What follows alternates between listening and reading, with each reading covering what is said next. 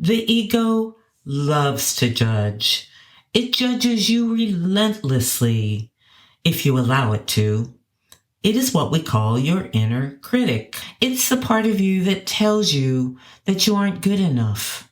No matter what you do, it's never enough to satisfy the ego within you. For example, it criticizes you for being too fat and then urges you to overeat and then criticizes you for overeating. Crazy, huh? You can see why Michael Singer, the author and spiritual teacher, calls the ego mind our crazy roommate. It is a crazy roommate who happens to live in our heads. Welcome to the Abundance Zone, offering you tips and tools for supercharging your ability to attract more of what you desire into your life. Learn how to step into the Abundance Zone and stay there more consistently and watch your life transform. Welcome to episode 27 of the Abundance Zone. I'm Dr. Eve DeLunas. Be sure to sign up for the monthly Abundance Zone newsletter to receive 2 free guided meditations. You can sign up at theabundancezone.net. In episode 14, published on July 10th, I talked in detail about your ego or false self and your essence or true self and how you can tell from moment to moment if you are aligned with one or the other. When you are aligned with your ego, also called your ego mind, your vibration lowers, while aligning with essence puts you in the abundance zone. This means you are likely to attract more of what you desire into your life without struggle. More loving relationships, more freedom, more amazing opportunities, more financial well-being, more joyful life experiences, more vibrant health. And the list goes on. Your ego mind is a normal part of being human.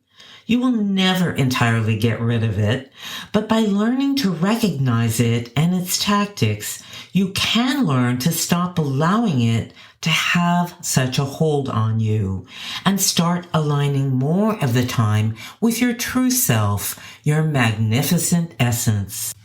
Your ego mind is the incessant voice in your head that never stops chattering.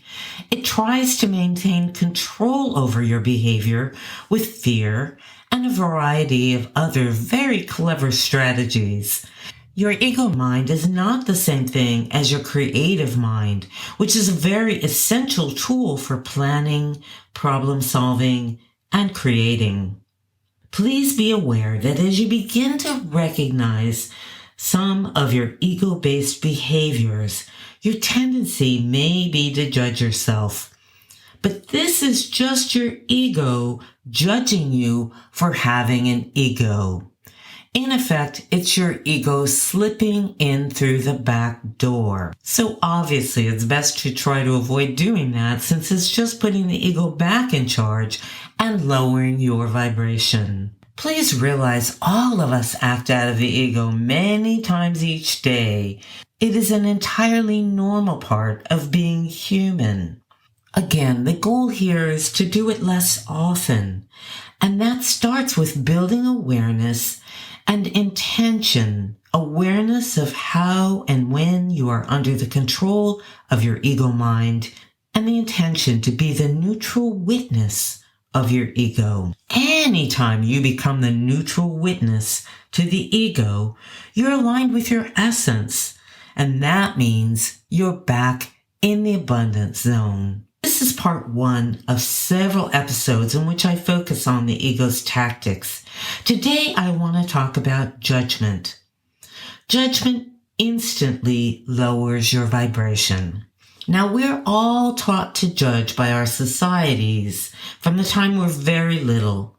We falsely learn to believe that judgment is a good thing. But what's true is judgment is not helpful, and it immediately lowers our vibration. Your essence, the real you, never judges.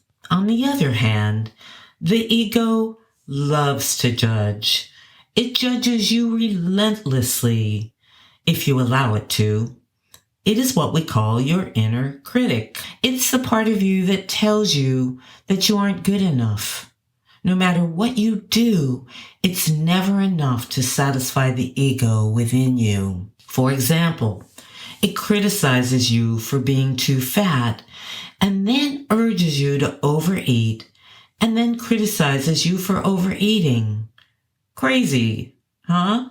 You can see why Michael Singer, the author and spiritual teacher, calls the ego mind our crazy roommate. It is a crazy roommate who happens to live in our heads. As long as we try to satisfy it, prove we're okay or good enough, we're under its control and we suffer. Learn to recognize and observe your crazy roommate for what it is, and don't let it fool you into trying to prove you are good enough. Rather, let your essence assure you that you are indeed good enough. You are born good enough and will die good enough. There is truly nothing to prove. None of us is perfect and we never will be. It comes with the territory of being human.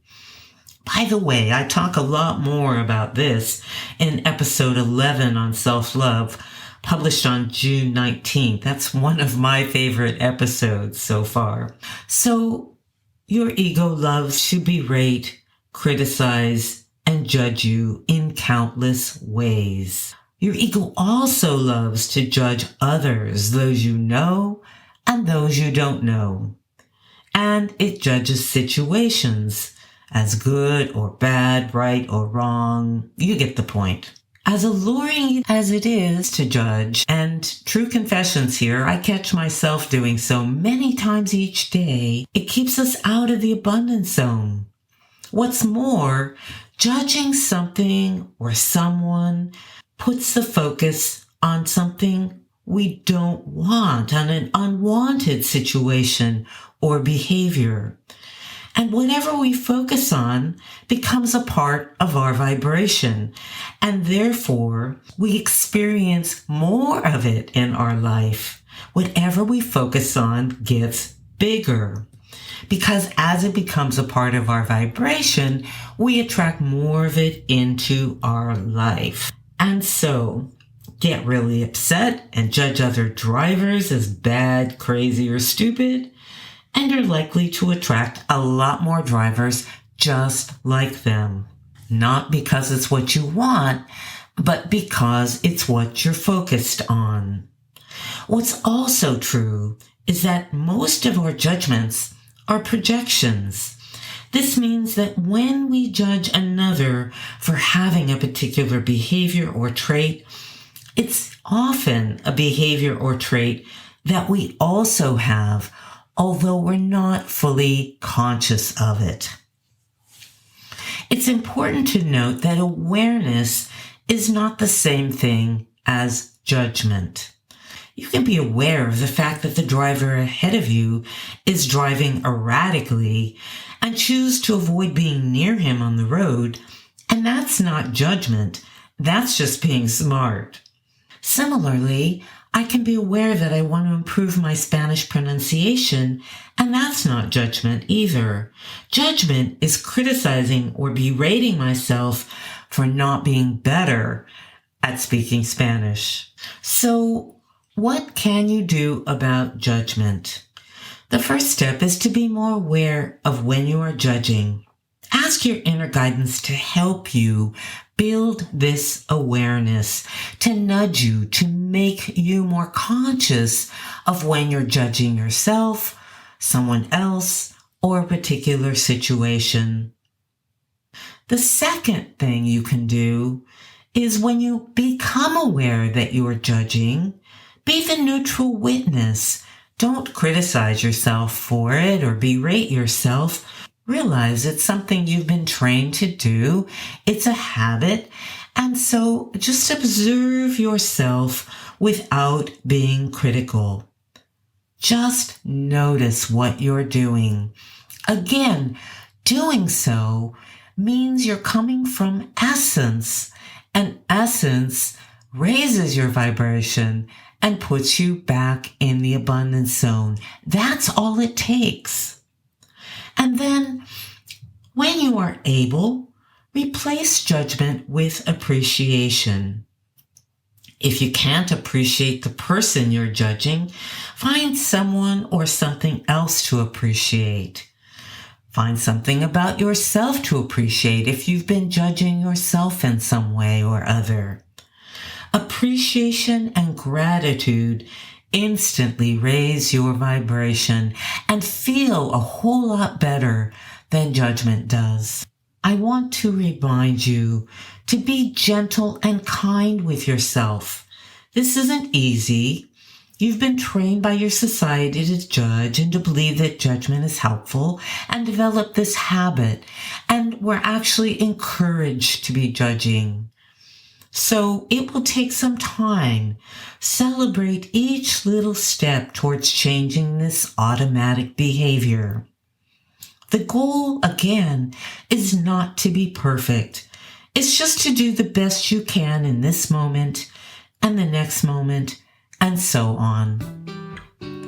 Well, that's it for today, folks. Thank you so much for tuning in. Have a beautiful week.